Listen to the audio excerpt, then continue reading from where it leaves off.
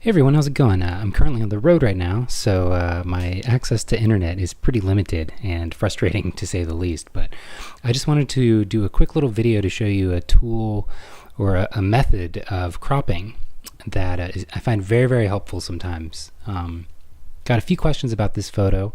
I'm just kind of ducking behind the couple, but this is how it looked on the back of the camera. In order to get the angle just right to where you could see as little of the camera as possible, but I could still get the right framing of the bride and groom there, I had to hold it at this crazy angle, right? And obviously I was planning on straightening the crop later, but in camera I had to take it like this, which is pretty annoying. And yes, I can just use the crop tool as you would expect and straighten it like this.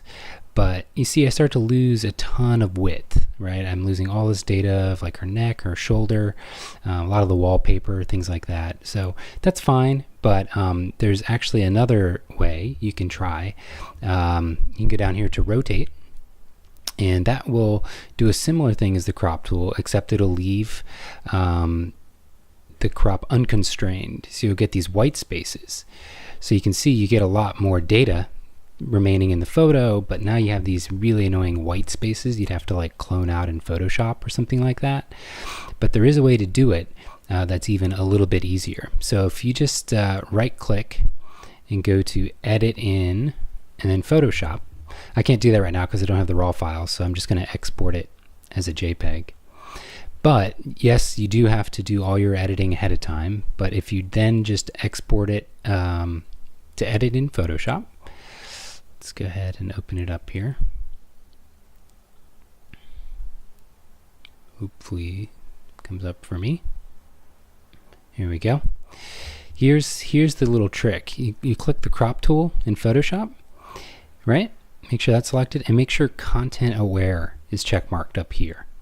And if that is checkmarked, when you go to adjust your crop, it will give you those white triangle slivers again, which are kind of annoying.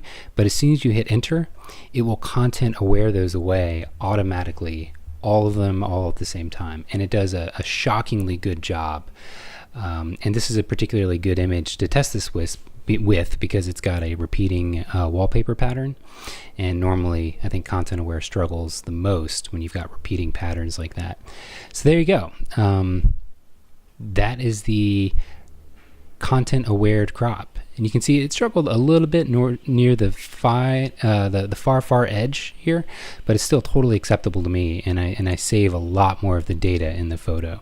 So you just save it and it'll pop right back into your Lightroom catalog. So I hope you found that interesting. Content aware in the crop tool for Photoshop. Thanks.